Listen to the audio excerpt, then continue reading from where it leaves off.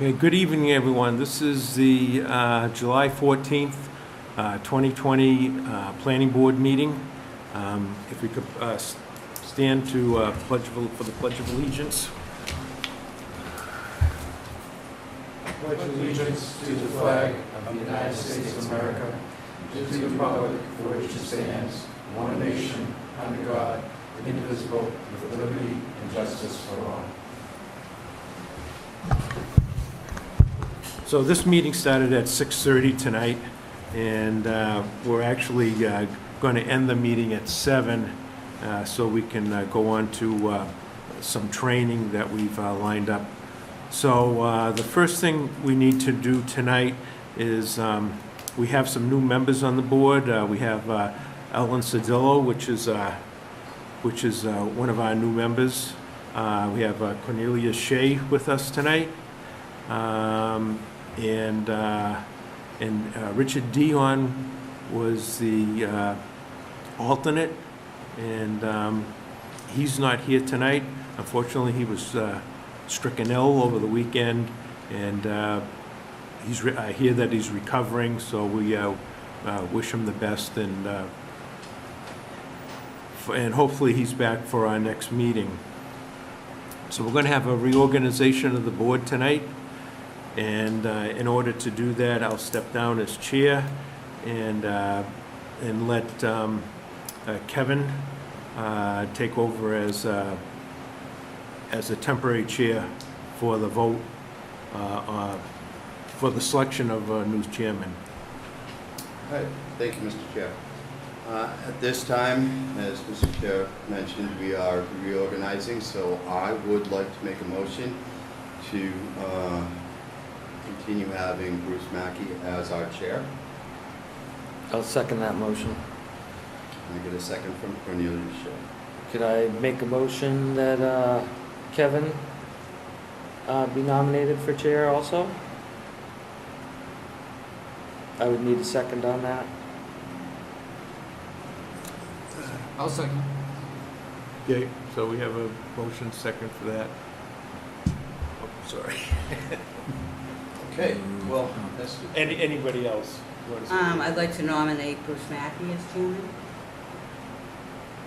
I second it, but it was already, Okay, that was seconded. already done. Yeah. Okay, thank you. So then, at this time, because We'll vote. myself and Bruce have been nominated as chair, we have to take a vote. And Cornelia Shea, your vote. I vote for Mr. Mackey, please. Thank you. John Gasky, Yes, your vote, please. I'll vote for Bruce. I, Kevin Robinson, vote for Mr. Mackey. I, Ellen And Ellen. Cedillo, vote for Mr. Mackey. Mr. Chair, you're back in your position. Okay, I'd also like to nominate as vice chair Kevin. I'll second that. all right, so we have a motion. Do we have a second? Oh, we have a second. Okay, so we'll take a vote. Mr. Shea? Aye. John? Bruce? Aye. Kevin? Aye. Aye. And, all right, so I'm chairman, Kevin's vice chair, so the next would be for secretary. I'd like to make a motion at this time to ask Ellen Cedillo to be in that position as our secretary. I'll second that. So we have a motion, and Mr. Shea, second. Okay, Mr. Shea? Aye. John? Aye. Bruce? Aye. Kevin, aye. Ellen? Aye. All right, so it's unanimous. All right, so we've reorganized, so I'll continue on, and thank you for your vote. As chairman, Kevin will be vice chairman, Thank you for your vote. and Ellen will be our secretary. Thank you for your vote. So, that is the reorganization. Now we'll go to an A&R. We have an approval not required plan, and it's on 16 Indian Street. Application of ADGA Realty, LLC, Matthew Rothschild, / Outback Engineering. Good evening. Good evening. Matt Rochelle with Outback Engineering, presenting this A&R for 8 new lots. I hate to trouble you, but could you turn the microphone so that it might pick up what you're saying? Thank you very much. I appreciate that. That's for the public's sake. Matt Rochelle with Outback Engineering, presenting this A&R plan for 9 new lots, rather, on Indian Street. The wetland line was presented to the Conservation Commission, and we received an ORAD for the line. All the lots had adequate frontage and area required. There's a couple easements along the backside just for the protection of the bog, to prevent people from building too close to the bog, which is the purpose of the 50-foot easement on the back line. All right, Jim, do you have any comments on this before we... Now, it appears to meet the frontage requirements as well as the area requirements of the zoning. So I have no other comments. Yes, Jim and I did look at these A&Rs, and this was the first one. And basically, just for the new members that are with us tonight, basically on something like this, it's on a public way, so it's a subdivision land on a public way. So basically what we look at is just that it meets the frontage requirements, it meets the square foot requirements, and in this particular case, we have existing buildings, and they show on the plan the setbacks, which are the dash line. So the buildings have to be within the setbacks. So this looks like, this plan looks fine to me. If anybody else wants to ask any questions. I do. Are you residential building? Is that what you're shooting for? Yeah, they're all single-family residents. Have you applied for an abbreviated notice of intent to the Conservation Commission at all? We did an ORAD for the wetland line, right? Or ANRAD for the wetland line, we received the ORAD for that line. All right, because I'm just curious, because, I'm not familiar with this, so I'm going by the rules here, and it says the approval of abbreviated notice of intent through the Conservation Commission shall be obtained prior to applying for endorsement of the plan as approval not required. So that's why I'm asking if it's been done, or had you gone ahead and done it, or applied for it? We've done the ANRAD, this is the area, abbreviated notice of resource area delineation, to delineate the line before the conservation. Right, but it doesn't, so you've gotten a notice, you've gotten approval? We've gotten the ORAD, which is the order of resource area delineation from conservation already. But have you applied for a notice of intent yet? No, we have not. No, so you haven't received approval for that, because a lot of this seems to be within the 100-foot or the 65-foot no-use zone, and I don't see how we could approve it as an A&R without prior approval by the COMCOM. Well, We haven't done any work yet.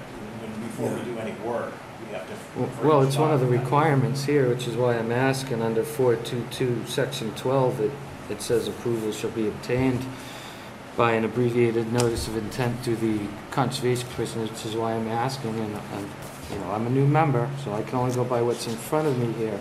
So that's why I'm asking these questions for clarification purposes, or whatever the case may be. but generally, the planning boards, what the planning board is concerned about is the lot size and the dimensions, frontage and setbacks. I do understand We're not concerned about whatever happens with conservation. That's Right. another department in I do itself. understand that, but as part of our bylaws, we should be sticking to what's required through our bylaws. And if we approve this and it goes to the Conservation Commission, our approval carries some weight in that area, as would the Conservation Commission's approval of this project or denial of this project, as they saw maybe that this wasn't appropriate or this was appropriate. Well, we just approve it dimensionally. It's up to conservation to figure out where the wetlands are.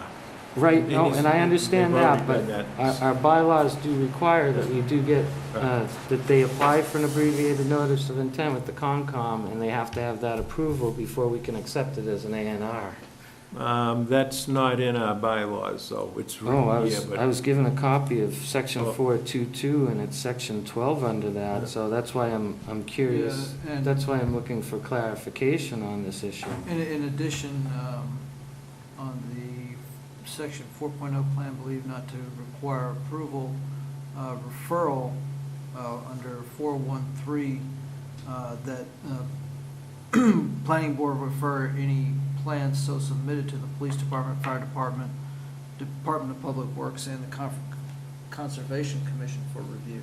So, and I think we have that before we can even determine that it's a A&R. We have to have input from those. Am I right? that's not our responsibility. Our responsibility is to look at these lots dimensionally. I don't know, Jim, I mean, Right, I provided copies of the section of the bylaw, of the subdivision regulations, but of course I left my section, my copies downstairs, so.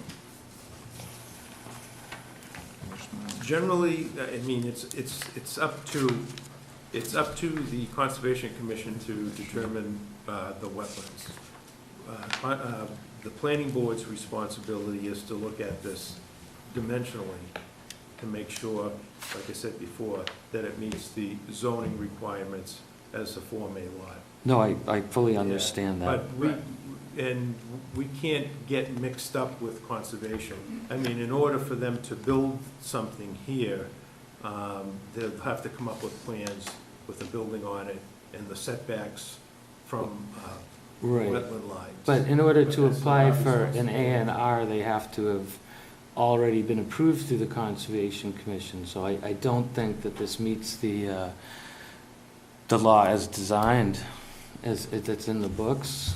Our responsibility is to, Yeah, so item 12, commissioners determine, boundaries of any areas which the Conservation Commission is determined to be subject to General Laws 131, Section 40, in the Town of Carver Wetland Protection Bylaw.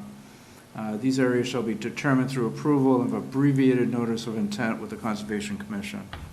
This approval shall be attained prior to applying for endorsement of a plan, as approval not required. So, under the subdivision rules and regulations, item 11, because it accidentally went down to number 12, but, so that says they need that Conservation Commission piece for it.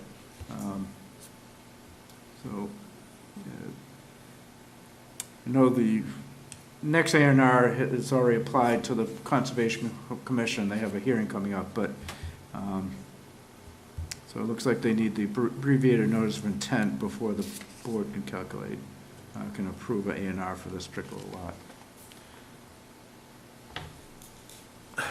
Well, generally, if you,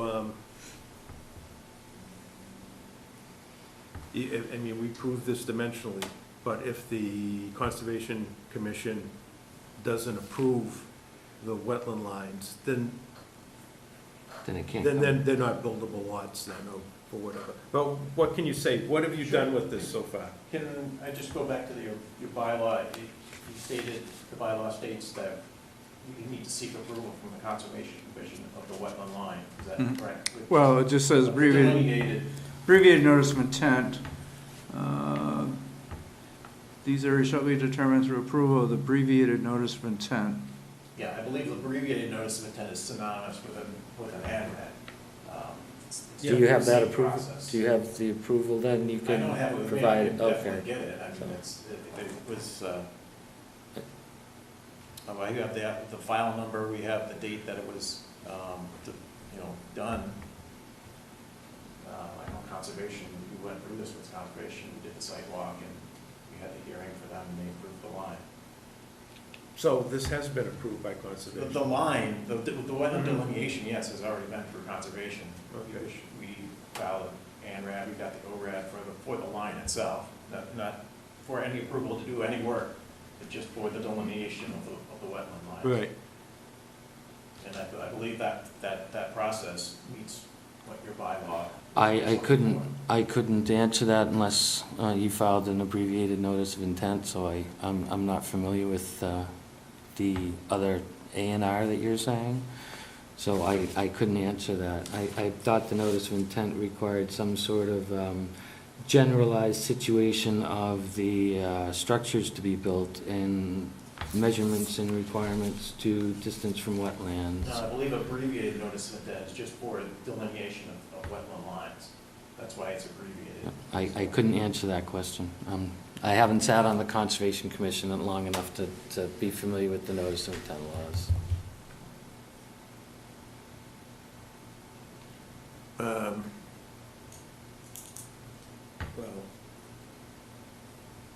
I mean, this plan would be approved after a certain amount of days, whether we approved it or not, because it's an approval not required plan. But, I mean, if this is, I mean, he puts on a wetland line, it's already been approved by the Conservation Commission.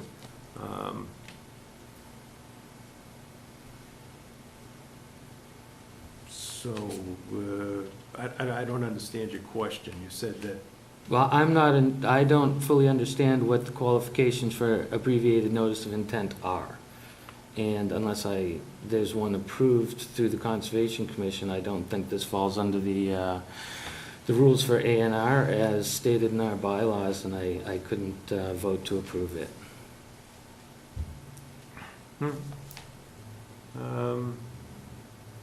any other questions? All we can do is just vote on it, I guess. You know, if no other Can we not questions. can we not table it until he brings that information to Jim? Well, we'd have to approve it at our next meeting. Would that be a problem if we got the information from Conservation Commission? If this, if, Yeah, I can get that information. yeah, I guess we're gonna have to do that. Is that okay? Is this something, I guess, I mean, if that's what satisfies the board. I guess, This has been an issue in the past with. no, it never has. This has never come up. Usually you accept I know that, having been in the business before, that the wetland is flagged. It's located by the land surveyor, located many wetland flag wetlands myself.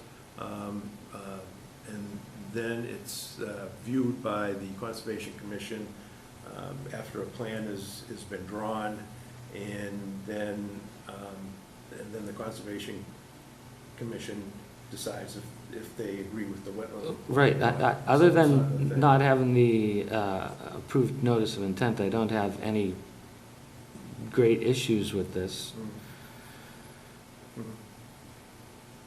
Well, you know, other than we could just take a vote on it, but any other questions? But by any of the other board members? Well, to satisfy Mr. Shea, maybe we could get that information and then approve it at our next meeting, which would be the 28th. Do you have to wait till the next meeting to approve it, or is it, if we get the Oh. information, can you guys just sign Yeah, that's the true. plan instead? Yeah, we could do something like that. Would that be considered a condition, Mr. Chair? Yeah, I suppose we could do something like that. That would be fine. Could we approve the plan on the condition that get some information from the conservation. Get the abbreviated notice of intent Yeah. or Yeah, similar. whether this has been approved or not. Okay. Okay. All right, so I'll make Has been. I'll make a motion to approve this on the condition that we get an abbreviated notice of intent from Conservation Committee. He gets that to you, Jim? Okay. And do you want to just vote to endorse the plan subject to the notice of intent, and then go ahead, sign the plan, we'll hold in the office until I get the information from Conservation, and then I can notify the members and, you know, provide you a copy of that. Yeah. Usually Yeah, so that something in- we'll further understand it. Will we need to come in and sign, or? Usually what we try to do is sign it at the meeting. I'll hold it in the office, Okay. and then, you know, once the Upon receipt of, then it's notice of intent, official. you know, or abbreviated notice of intent, I'll send out copies to everybody so you can see it and know that it was received. Excellent. Okay. All right, does that work? Do you have to word my notion that way? My motion that way? So, I guess, My motion will stand Basi- as approving it on the condition that you have that information be the Abbreviated notice. abbreviated notice of intent. notice of intent from Conservation. It's the order of resource area delineation. Right. to be provided. Using the language that's in the bylaw, and this is from 2008, so I think we need some updating on the. Yeah, I think it's on our Subdivision master regs. plan list, I believe. I'll second your motion. So we have a motion and a second, and further discussion. Those in favor? Aye. Aye. Opposed? Okay, so that's, so then we'll sign the plan. You want to do it now? It's about 6 minutes out. We still have another plan to go yet, but before 7. You want to do this while we're doing the training, or? Oh, do the signing? Sure. Yeah. Okay. Yeah, yeah. Okay. Because you're not going to take the plans with you. You're welcome. Yeah. Jim, did you delete this? Yeah, I still need that one. Mr. All Chair, right. good job. Thank you. All right, thank you. That's what's named. I noticed that you got it right on. I can't believe it.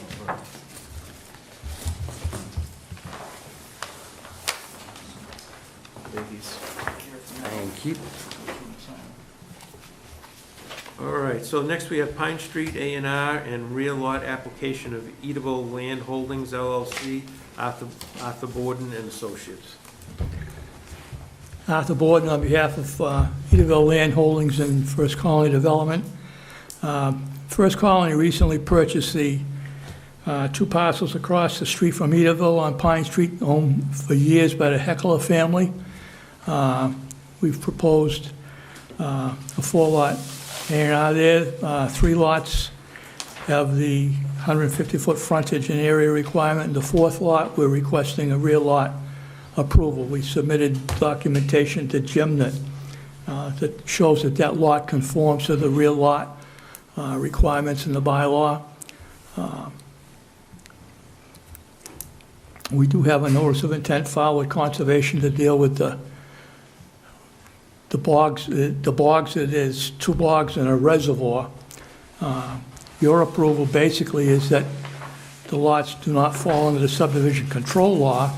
We need that so we can go forward permitting with Conservation for building permits and whatever. We need, you know, legitimate lots to do that, so. Do you have anything to add, Jim?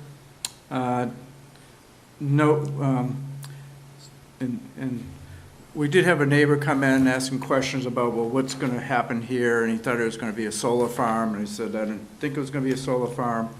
And then we got a copy of the filing he had with the Conservation Commission, which provides more detailed on the plans here showing where the house lots are. Apparently there's like 4 single families Yes. proposed. And then these proposed access and utility easements coming in, there's 2 of them. Each one of those provides access to 2 house lots. So house lot 1, house lot 2 get access from the street down to those lots, and then 3 and 4 share an access coming off the street through Lot 4. Did have some conversations with the building commissioner, because, and also conservation, because, the concerns were, it was in the 65-foot, parts of the roadways are within the 65-foot. And so, but that's being dealt with at the conservation level. They have to make that determination. And then the other part of it is, we're concerned with the driveway, not having a direct access from the frontage on, say, Lot 2 and Lot 3. And so we looked into, the bylaw where the frontage definition provides a procedure for the planning board to make a determination whether the proposed roads meet standards for public safety access. And so I think you would have to come here first for the A&R, you go to conservation, you get that approval, and then before you, I guess, get approved, submit for your building permit through the building department, you need to come back to the planning board to show that the board would have to take a vote to make sure that these proposed driveways meet the requirements of the Carver Fire Department in terms of road access.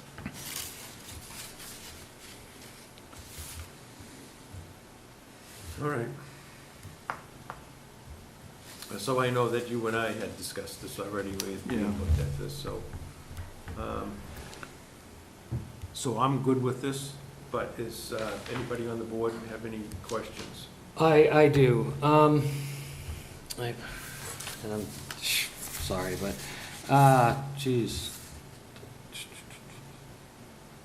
23, I had it here, but, according to our bylaws, frontage is defined as shall mean the boundary of a lot coinciding with the street line through which actual access to the potential building site shall be required. And I don't think, because of that, it's using a private way, it falls outside of the ability for us to approve as an A&R. Have to read further down into that definition where it discusses where the planning board. Right, it says, You're referring to Lot 4 or Lot 3? it refers to Lot 2 and Lot 3, and I believe our bylaws say if they're gonna use a private way, that has to be approved, through the Safety Commission, and we have to take a look at it ourselves to make sure it is safe enough in the sense that if there is a fire, flood, or earthquake, or any other sort of disaster, that these residents could safely egress, or that emergency equipment could access, and I see that as a challenge to overcome on this project. What would you say, Arthur? First off, they're not private ways, they're two access easements, they're not considered private ways. They're access easements through the properties.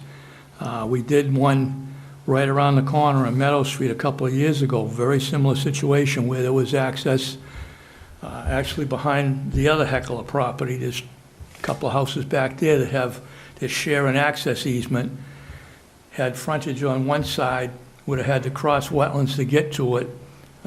We did a common driveway access easement around it, serviced both houses.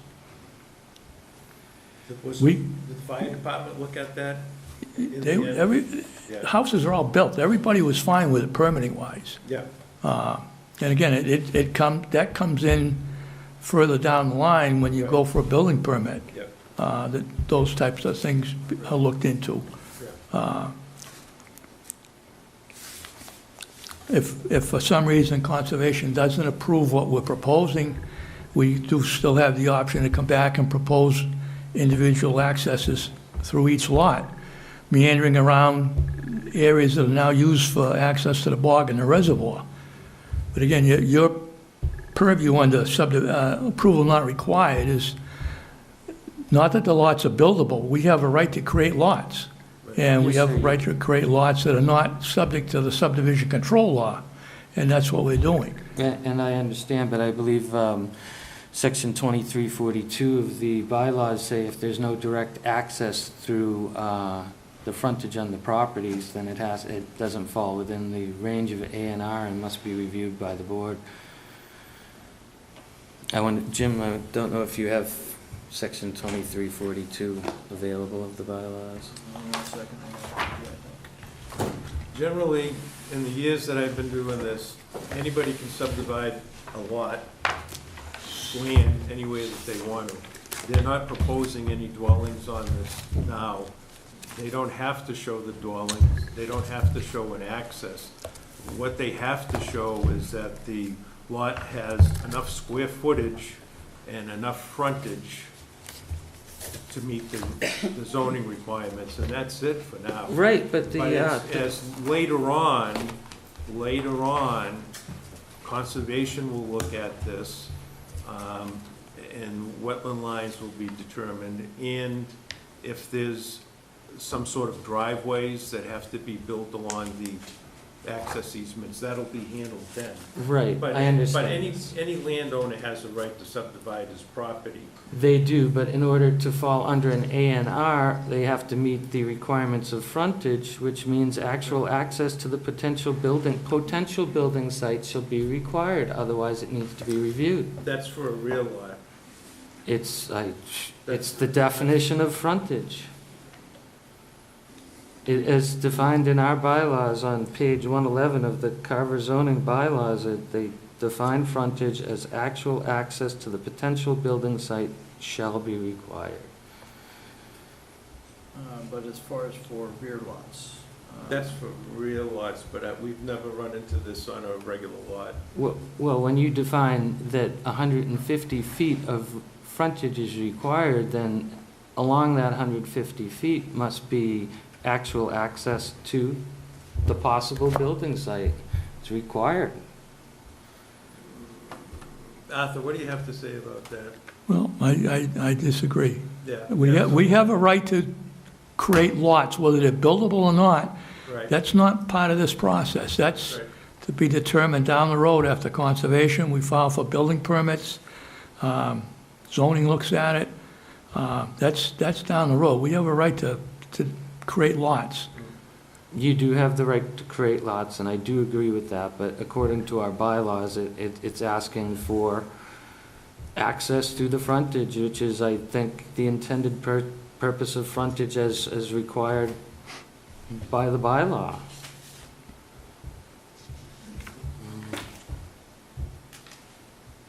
A private way which has not been constructed as part of the subdivision approved in accordance with the subdivision control law may provide frontage only upon a determination by the planning board that it provides adequate access for fire, police, and emergency vehicles. First off, again, these are not private ways, and this plan is not under the subdivision control law. Exactly, it's not. Approval not required plans are specifically that. They're not subject to subdivision control. Yeah, I think you're So getting things. so mixed up it- here. it's the physical frontage, it's when you get into, so as long as you have the physical frontage, you know, the minimum of 150 feet, then they can, and they meet the area requirements, then they can divide the lots. But later on, when it comes to actual building, that's where they have to conform to the subdivision regulations. No, I would disagree. I mean, not the subdivision, I'm sorry. Yeah. Because it depends on the word of frontage, and it's not meeting the definition of frontage if there's no access as required. And that's Right. our laws. It's Well, not the state you- laws, it's the laws that the Right, but town there's also felt. lots that are divided that are basically cranberry bogs, that they meet the, you know, required frontage. So the endorsement is not saying, when the board endorses these plans, it's not to, the board is not endorsing that it meets the requirements of the zoning and other regulations. So it's just endorsing the fact that they meet the frontage required, you know, in the dimensional requirements, and they also meet the minimum lot size and the dimension. Well, in order to qualify for an A&R, according to the Form A Division of Lands, it says, meet minimum frontage requirements of the zoning district and has been determined by the planning board to have vital access to the buildable portions of the lot. And that's the state law. So without, there's buildable portions on these lots. If it was just cranberry bogs and you had sectioned off the cranberry bogs, those are accessible from any particular point on the bog, which is fine, but we have to make a determination, do they have vital access to the buildable portions of the lot, and that's, All right, I disagree, but, so let's, any other questions? no other questions. Okay. Do you have any other questions, John? No. Okay, do you have any questions, Kevin? Ellen? Okay, let's take a vote. I'll entertain a motion to approve the A&R for Edaville Land Holdings LLC, a plan of land off Pine Street. Oh, one more question. Who is the current owner of the land? First Colony Development LLC is the current owner of the plans prepared for Edaville Land Holdings. Thank you. So I'll entertain that motion. I'll second it. So I have to make the motion. You can say so moved, or, So moved. okay. I need a second. And I'll second. So we have a motion and a second. Further discussion? Seeing none, those in favor say aye. Aye. Did you say aye? Okay. And opposed? No. Okay. And no, okay, so it's 3-2, so passes. All right.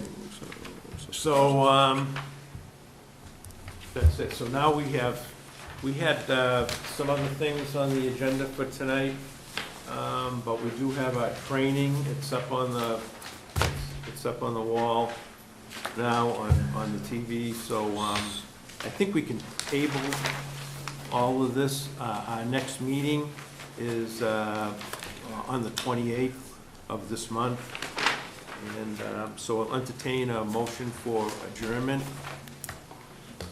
I'll entertain a motion to adjourn. Make a motion to adjourn.